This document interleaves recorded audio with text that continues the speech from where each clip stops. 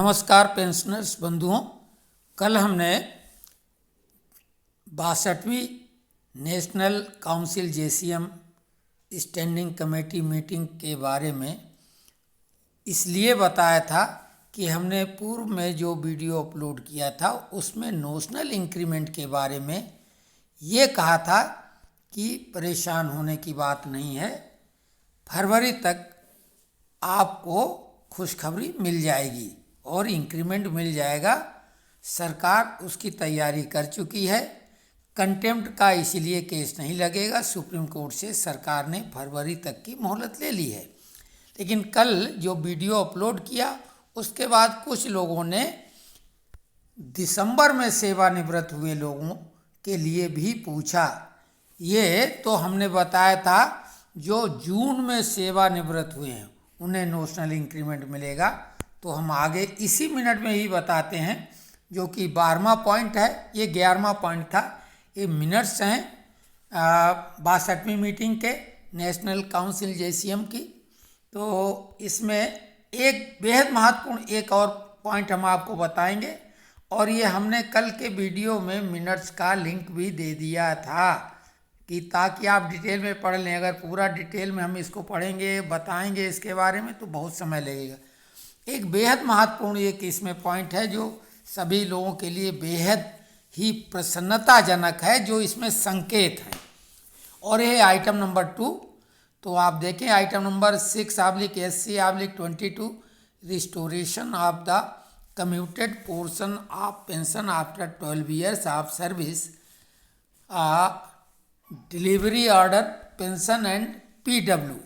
तो इसमें आप ये देखेंगे कि इसमें जो परिवर्तित हो जाता है हिस्सा हमारे पेंशन का कम्यूटेशन के रूप में, उसको 15 साल के बाद रिस्टोर होता है, यानी पुनः अपने पेंशन के रूप में आता है। हालांकि उस हिस्से का DA मिलता रहता है।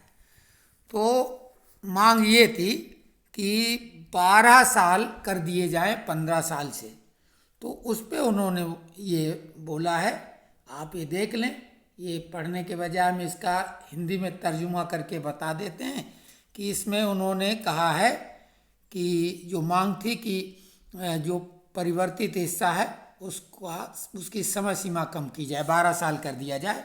तो उधर से बोला गया स्टाफ साइड से कि प्रस्ताव मिला, परिवर्तित पेंशन के लिए बहाली अवधि में कमी से संबंधित मामला अगले CPC सेंट्रल पे कमीशन, ध्यान देने की बात है, अगले CPC को भेजा जा सकता है। चूंकि CPC का गठन अभी तक नहीं हुआ है, इसलिए प्रस्ताव वापस कर दिया गया।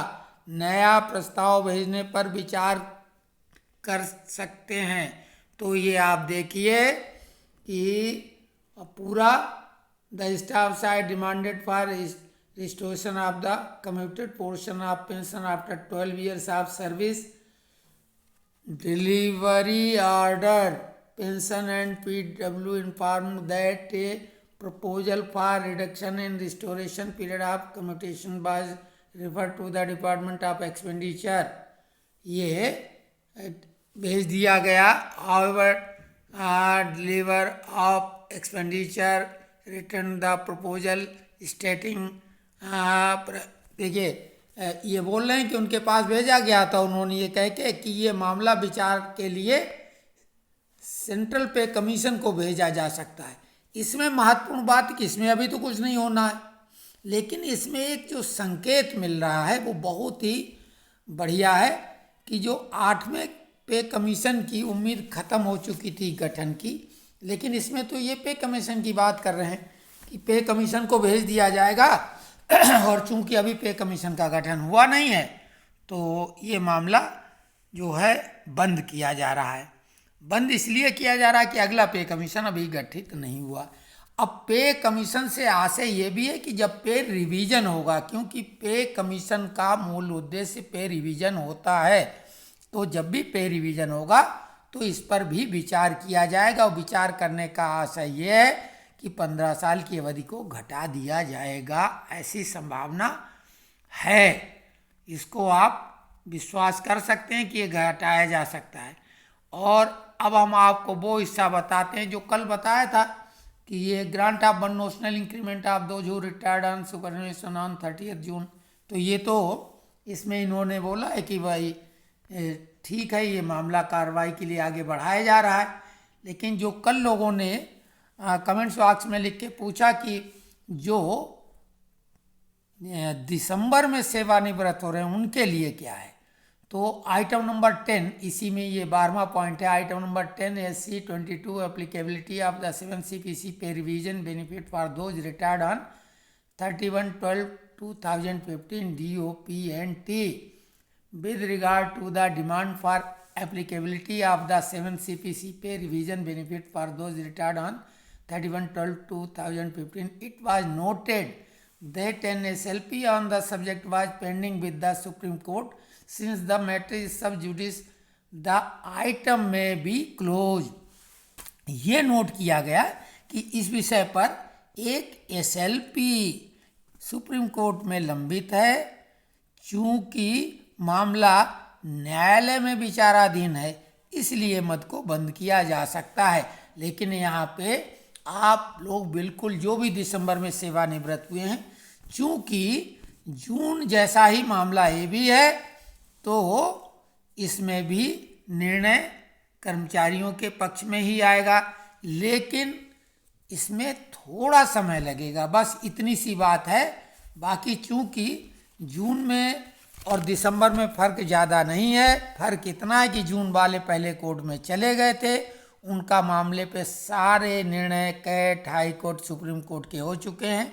अब ये मामला अभी लंबित है, तो जब कोर्ट का डिसीजन आ जाएगा उसके बाद ही अगली कार्रवाई इस पर होगी।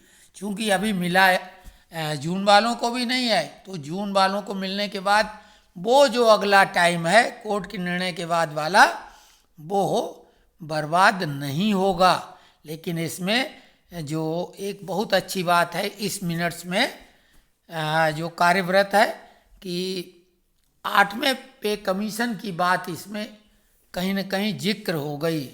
तो जिक्र होने का मतलब वो फिक्र कर रहे हैं पे रिवीजन की, आप पे कमीशन हो या कुछ भी हो, तो बिल्कुल ये अच्छी बात है।